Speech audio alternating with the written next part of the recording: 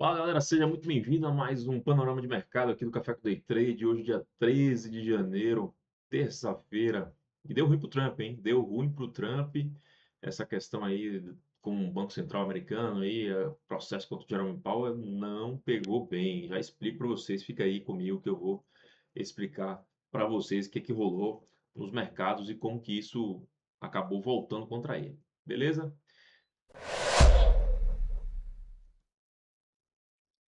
Bom, primeira coisa, vamos falar aqui. Ontem a gente teve S&P fechando 0,16% de alta, Nasdaq 0,08. Lembra que eu falei aqui ontem o pré-mercado estava cerca de 0,7 negativo? O que que aconteceu, né? Então a gente tinha tido, voltando a essa questão do Banco Central americano, a gente tinha tido durante o final de semana o Powell vindo a público num vídeo do Federal Reserve dizendo que tinha recebido uma acusação criminal, né, uma abertura de um processo criminal acerca da reforma de um prédio do Banco Central de Nova York. Lembrando que lá são 12 bancos centrais regionais, o mais importante deles hoje em Nova York, estaria custando 2 bilhões e meio de dólares. Mas ele reforçou nesse vídeo que os o Congresso, né, o parlamento estava sabendo, foi informado, isso lá em julho, onde ele faz aquela sabatina ali no mercado e que estava tudo sendo muito transparente, né? E aí veio a público uma nota assinada por Janet Yellen, ex-presidente do Banco Central, Alan Greenspan, ex-presidente do Banco Central, e Ben Bernanke, ex-presidente do Banco Central, e também nessa nota, essa nota foi veemente, bem forte, né? Falando sobre questões de independência dos poderes, pressão política, né? Isso caiu muito pesado ali essa nota para o Trump e ainda assim o Andrew Bailey, que é o presidente do Banco Central do Reino Unido, também emitiu ali seu parecer ali dizendo que não estava acreditando e que via com muita ressalva essa questão do Banco Central americano. E ele que foi criado, o Banco Central, para ser independente, a estrutura toda pensada dessa forma, o board de governadores foi pensado para isso, e que essa pressão política não leva nada aos Estados Unidos a lugar nenhum, né? A gente teve enfraquecimento do dólar, mas logo começou a voltar. As bolsas também que estavam negativas começaram a voltar, positivaram e fecharam basicamente no mesmo ponto onde tinham fechado na sexta-feira ali com 0,08 de alta. Dow Jones subiu um pouquinho mais. A gente ainda teve aí um dia positivo para a Nvidia, né, com questões ali positivas acerca do o Google também, o Gemini com a Apple, né, acordos ali, a Nvidia com a Lilly, enfim. Então, o setor de techs também acabou ajudando um pouco ali nessa ligeira alta ali e puxando esse mercado negativo para o positivo, coisa que na abertura ali a gente não esperava, mas essas notas, né, eh, e o próprio vídeo do Jeremy Powell foram muito bem recebidos pelo mercado, reforçando. E aí, quando eu digo que saiu pela culatra essa jogada do Trump, foi que os próprios senadores republicanos, né, alguns deles, inclusive relacionados ao Conselho Monetário Nacional, ali aquela questão de pessoa envolvido com a parte financeira, senadores falando que, olha, não aprovamos, republicanos, não aprovamos e nós não vamos aprovar nenhuma indicação de presidente central do Banco Central do Trump enquanto isso não for resolvido, ou seja, enquanto ele não retirar isso, ou então enquanto essa acusação. é, e aí e existe a ideia, né, chegou a ventilar ontem, hein, tá bom, ele está sendo acusado, então ele fica no cargo até responder. Ou seja, ele não sairia em maio agora de 2026, que é o limite, né? Tá tão próximo, né? E aí o Trump causando tudo isso, realmente não ficou muito bem. Ainda tem uma questão, tá? Uma questão importante. O Powell, ele sai da presidência do Banco Central agora em maio, mas ele continua no board, ele tem mandato até 2028, tá? Mais 2 anos, início de 2028, quase 2 anos a mais depois que ele saiu, mais 2 anos em relação a hoje, mais ou menos. Tá? Então, é, essa conjuntura toda e da forma como ele respondeu no vídeo, indica que ele pode querer permanecer no board, mesmo não sendo mais presidente, só para poder estar ali liderando uma oposição ali ao novo presidente que vai ser indicado pelo Trump. Então, chegou-se a ventilar isso. Então, por isso, por tudo que aconteceu, como o mercado reagiu, as notas que saíram, né, os que vieram a público, né, as opiniões que vieram a público, não pegou bem para o Donald Trump, tá? É, vamos lá. Agenda, o que que a gente vai ter? Mais importante, hoje agora são 9 horas, às 10h15, a gente vai ter a variação semanal do emprego, ADP.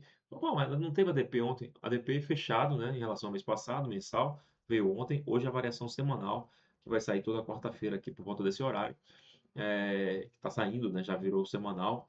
E não vai fazer muito preço, especialmente porque 10h30 tem o CPI. O CPI, lembrando que é o primeiro seguindo completamente a metodologia depois do shutdown que a gente teve. Então, o anterior, ele cumpriu ali alguns requisitos mínimos, mas ele não foi a metodologia completa, tá? E aí, inclusive, houve uma contradição do CPI com o PIB. O PIB veio forte, o CPI veio ali ligeiramente abaixo.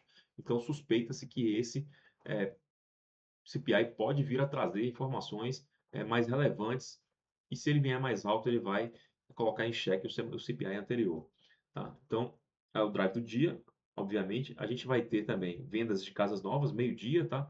É relevante aqui, questão de varejo, né? Questão de, no setor imobiliário aqui, vendas de casas novas puxa uma série de outros setores, né? Onde você tem ali é, o o projeto, os materiais, né, pedras, o cimento, tijolo, tudo, né, decoração, então é importante, ele sempre puxa, mas o drive do dia continua sendo o CPI. Tá? Lembrando que a gente ainda tem também hoje, antes do mercado abrir, o resultado do JP Morgan, os maiores bancos, né, o maior banco, de ser quase US$ 1 trilhão de market cap. E amanhã e quinta, a gente vai ter também todos os outros bancos, né? A gente vai ter o Wells Fargo, vai ter Bank of America amanhã, ele é metade do JP Morgan, vai ter Citigroup também, se não me engano, amanhã, e a gente vai ter até quinta-feira todos o Morgan Stanley na quinta-feira, então vai ter toda a parte de banco saindo o resultado essa semana de terça a sexta-feira. E também sai na quinta-feira o TS, de terça a quinta-feira. E também sai na quinta-feira o resultado da TSMC, tá? Que vale mais de US$ 1 trilhão. É o resultado na, da empresa tailandesa, vai também apontar seus resultados. É um indicativo bom da questão de tecnologia que vale ficar atento, tá? A gente tem agora o ouro voltando um pouquinho, realizando das altas aí, especialmente pelo enrosco geopolítico ali que tinha sido desenrolado inicialmente com a Venezuela, mas também com o Irã, onde o regime está sendo colocado em questionamento pela população, né? Já morreram mais de 500 pessoas, quase 600 pessoas até a última vez que eu vi aqui. Os Estados Unidos já falaram que tem interesse em acabar logo com isso. A OTAN pediu, não, peraí, vamos conversar e tal. Então, as coisas estão ali ainda muito nebulosas com relação a isso. E Trump anunciou tarifas de 25% para quem tiver parceria comercial, negócios com o Irã, tá? Entre eles, quem tá? O Brasil. Então, algumas coisas aumentaram a tensão geopolítica ali. O petróleo, ele até nesse momento está subindo mais 2,1%, já passou ali dos US$ 60 do WTI, tá? Que vinha trabalhando nos US$ 57. A gente sabe que o aumento da oferta ali na Venezuela deve trazer essa cotação mais para baixo futuramente. E, obviamente, se houver ali uma operação parecida no Irã, também vai ser um aumento de oferta. Ele que não pode vender no mercado convencional, ele vende para sancionado mais barato para países como China, né? Então, a geopolítica também está ali sob novos aspectos aí e esperando o desenrolar dessa situação. E, obviamente, teve aí ataques no final de semana da Rússia na Ucrânia, conseguiu se defender bem de armas aí, tecnológicas aí, que deixou o governo russo até um pouco perplexo, mas se saiu bem ali na defesa a Ucrânia, mas a coisa não está ali caminhando como se esperava há um tempo atrás para paz, tá? Então, vamos lá, eu estou aqui com a ferramenta da CME já no gatilho. Ó, permanece cerca de 95% para a manutenção de juros no dia 28. Então, essa história toda do comunicado do Fed manteve as, as perspectivas onde estavam, né? Não mudou muita coisa. A gente vai aproveitar aqui e trazer, ó, os títulos do Tesouro sobem ligeiramente aqui, ou seja, indicando pouca coisa de venda na renda fixa. O VIX está bem estável, tá? Inclusive, ó, trabalhando aí dentro de uma lateralidade, se você for olhar, ó, tá vendo?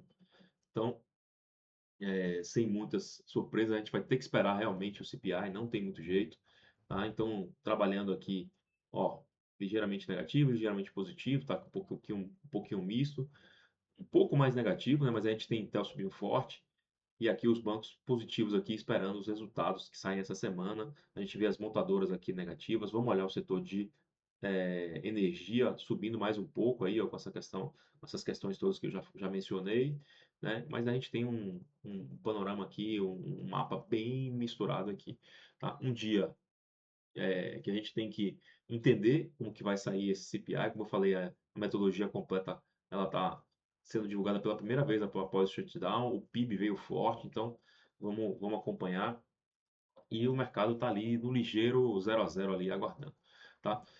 Você gostou aí do comentário, das opiniões, das conexões dos assuntos todos que a gente trouxe aqui? Se você gostou, a gente pede que deixe esse like aí e encaminhe também o vídeo para o seu colega trader que possa estar é, interessado no conteúdo, tá bom? Tenha um excelente dia de negócios e até amanhã.